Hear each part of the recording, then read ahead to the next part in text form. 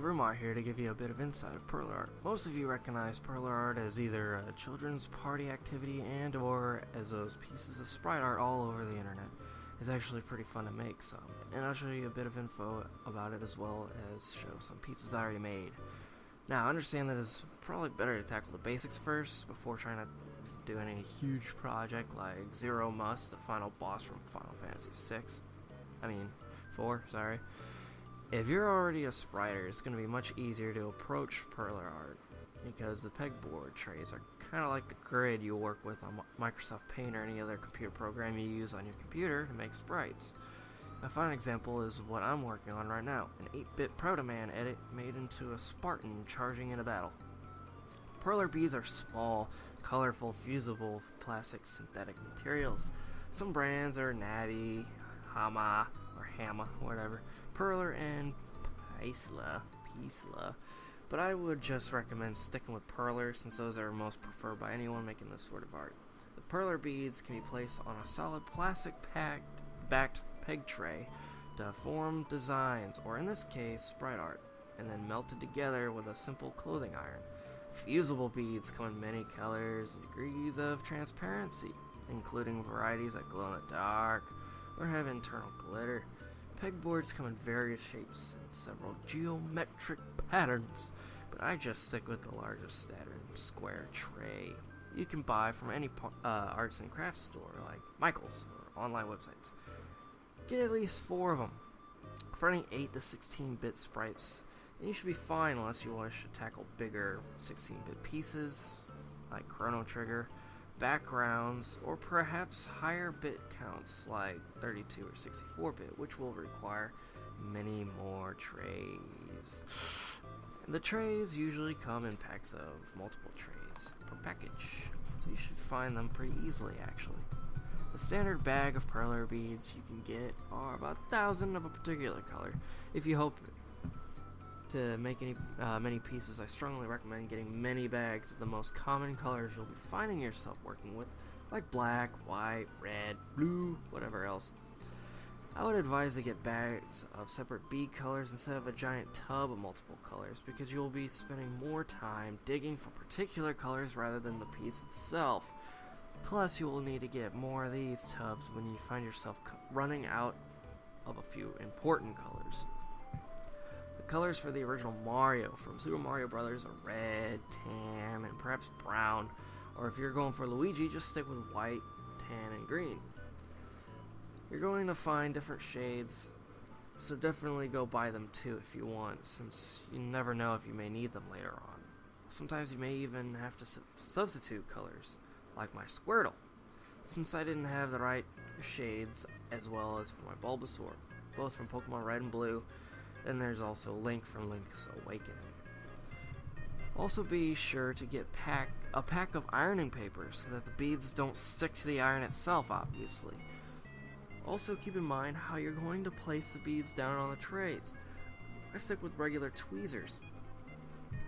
Lastly, don't substitute beads other than the above brands I mentioned, because anything lesser like Walmart's melty beads are absolute garbage and will give you more frustration than decent final results. I had to throw away 3 out of 4 of my attempted pieces due to them just not fusing the way they were designed to, or perhaps melting too much and just not appealing to look at.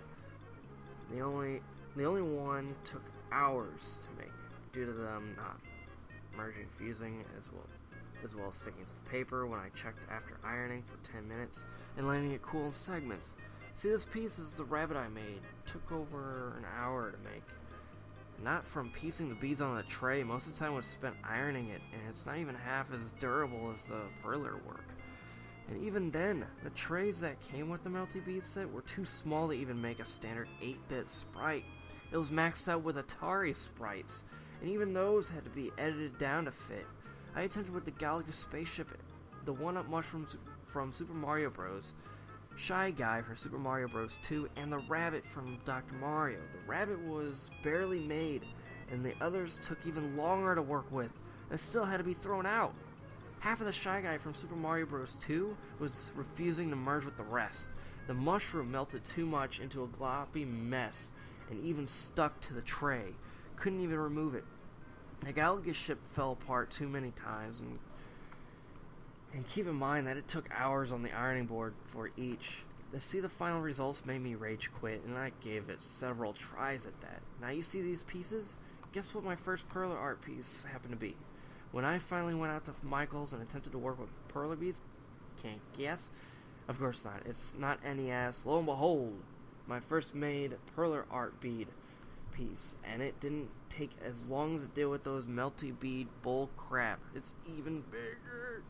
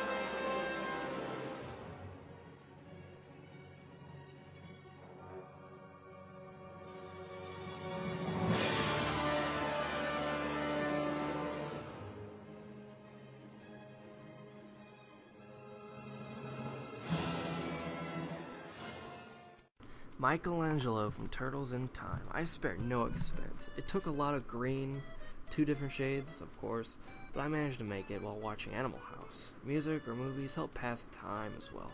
So that's about it with this little review. If you're curious, here are all my pieces, thanks to Perler beads and not store substitutes.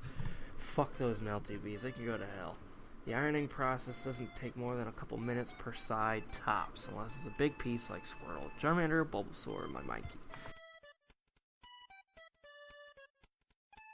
Now let's bring over here. This is Takima. Is a character that a friend of mine and myself have designed using a couple Mega Man characters and our own ideas to kind of combine them.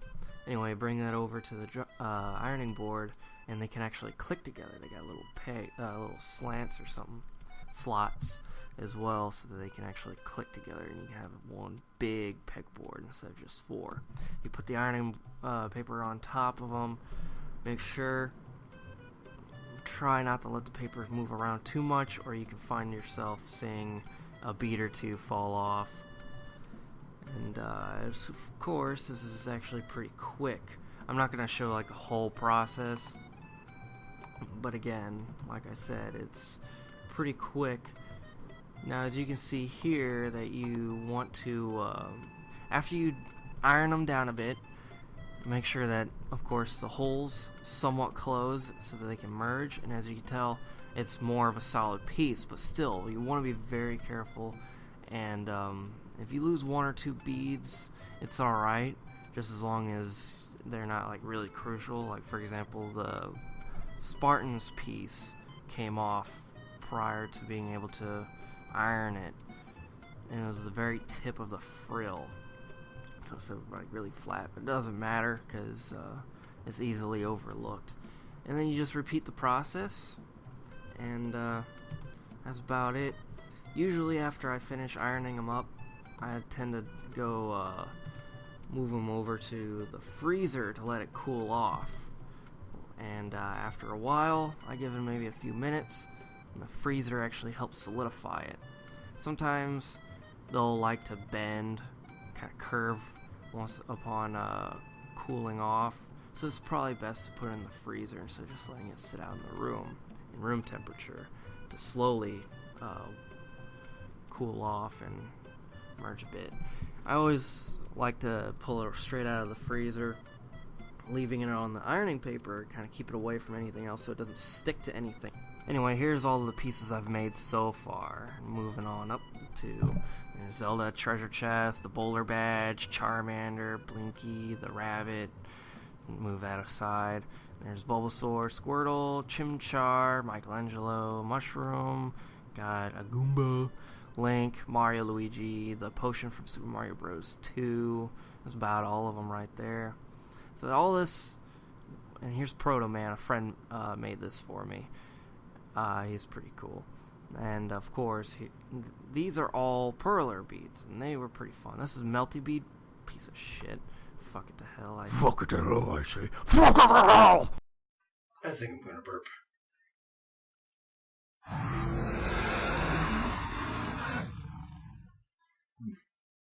Excuse me. I feel better.